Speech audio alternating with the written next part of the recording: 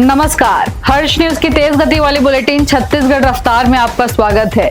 चलिए शुरू करते हैं क्षेत्रीय खबरों की तेज बुलेटिन छत्तीसगढ़ रफ्तार।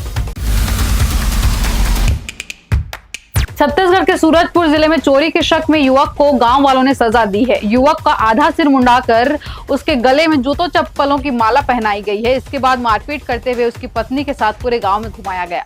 पत्नी का कहना है कि उससे भी मारपीट की गई और रेप कर जान से मारने की धमकी दी गई। युवक पर पस्ता गांव के ग्रामीणों ने सोलर पैनल सिस्टम के तार चोरी करने का आरोप लगाया था। इसके बाद पस्ता गांव के सरपंच पति और ग्रामीणों ने युवक को अपने गांव में समझौते के लिए बुलाया, लेकिन पंचायत में उसे पकड़ लिया गया और गांव में घुमाया। छत्तीसगढ़ के सक्ती जिले के एसआई पर शादीशुदा महिला से रेप का आरोप लगा है। एसआई से महिला फेसबुक पर बात करती थी, दोनों के बीच अफेयर था। महिला ने आरोप लगाया कि इस दौरान उनके बीच संबंध बने, तब एसआई ने छिपकर उसके न्यूड वीडियो बनाए। इस बीच वह प्रेग्नेंट भी हुई। एसआई ने उसे धोखे से टैबलेट देकर अबॉर्शन कराया। महिला का कहना है कि एसआई ने उससे शादीशुदा होने की बात भी छिपाई। अब वीडियो वायरल कर धमकी देने लेकर उसे ब्लैकमेल कर रहा है। आरोप है कि शिकायत के बाद पुलिस ने कार्रवाई भी नहीं की। मामला सक्ती थाना क्षेत्र का है। एसआई ने इन आरोपों को झूठा बताया है। अंबिकापुर में मुकेश प्लास्टिक पटाखा होलसेल दुकान में भीषण आग लगी और देर रात तक नहीं बुझ सकी। करीब 12 घंटे की कड़ी मशक्कत के बाद फायर ब्रिगेड की टीम ने निचली मंजिल के सामने स्थित दोनों दुकानों में भीषण आग पर काबू पा लिया, लेकिन अंदर गोदाम और ऊपरी मंजिल तक आग धधकती रही। रात 12 बजे के बाद ऊपरी मंजिल से आग की लपटें बाहर निकलती रही। ऐसे में फायर ब्रिगेड की पूरी टीम मौके पर तैनात रही। जानकारी के मुताबिक गुरुवार की दोपहर करीब 12 बजे राम मंदिर के सामने स्थित गली में मुकेश पटाखा एजेंसी में आग लग गई। प्रारंभिक जांच में आग लगने के कारण शॉर्ट सर्किट बताया जा रहा है। करीब आधे घंटे के बाद जब धुआं बाहर निकलने लगा, तब लोगों को आग लगने की जानकारी हुई। तब तक आग फर्स्ट फ्लोर पहुंचकर लगभग बेकाबू हो चुकी थी।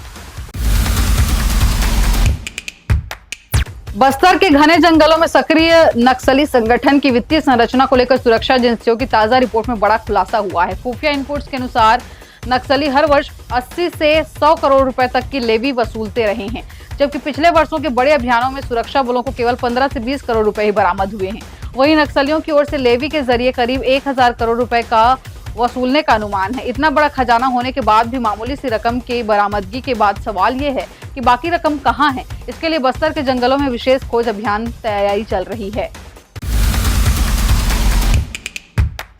छत्तीसगढ़ के गांव में नेतृत्व की तस्वीर तेजी से बदल रही है। अब पंचायतों की कमान अनुभव से ज्यादा शिक्षा और सेवा भाव के साथ युवा संभाल रहे हैं। राज्य की 11,693 ग्राम पंचायतों में करीब 56% सरपंच 40 साल या उससे कम उम्र के हैं। इनमें से 21% ग्रेजुएट और पोस्ट ग्रेजुएट हैं, जो पंचायत स्तर पर फैसलों में नई सोच ला रहे हैं। यह बदलाव नक्सल प्रभावित इलाकों बीजापुर, दंतेवाड़ा और नारायणपुर तक पहुंच चुका है, जहां युवा सरपंच विकास, शिक्षा और स्वास्थ्य को प्राथमिकता दे रहे हैं।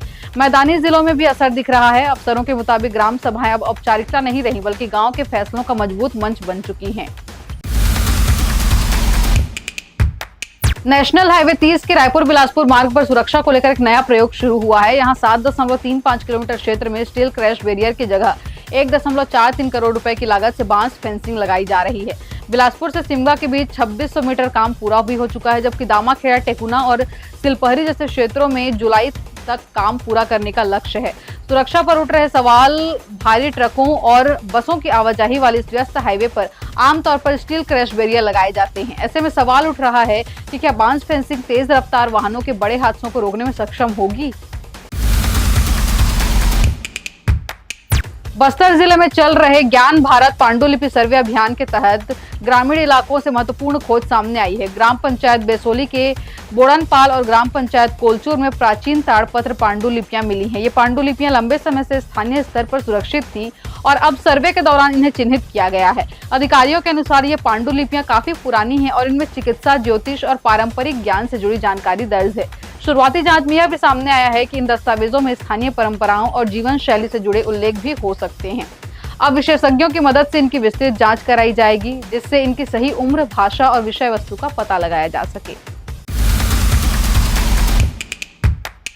छत्तीसगढ़ में आने वाले दिनों में गर्मी और बढ़ने वाली है। मौसम विभाग के मुताबिक पिछले 24 घंटों में तापमान में ज्यादा बदलाव नहीं हुआ है, लेकिन अगले 3 दिनों में पारा 2 से 3 डिग्री तक बढ़ सकता है।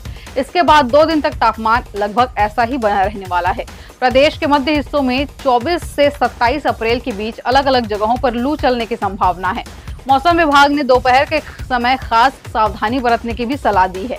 तापमान की बात करें तो राजनांदगांव में सबसे ज्यादा 44.4 डिग्री सेल्सियस और अंबिकापुर में सबसे कम 19.6 डिग्री सेल्सियस दर्ज किया गया। छत्तीसगढ़ रफ्तार की आज के बुलेटिन में फिलहाल इतना ही। अपने आसपास की खबरों से जुड़े रहने के लिए बने रहें हर्ष न्यूज के साथ। नमस्कार।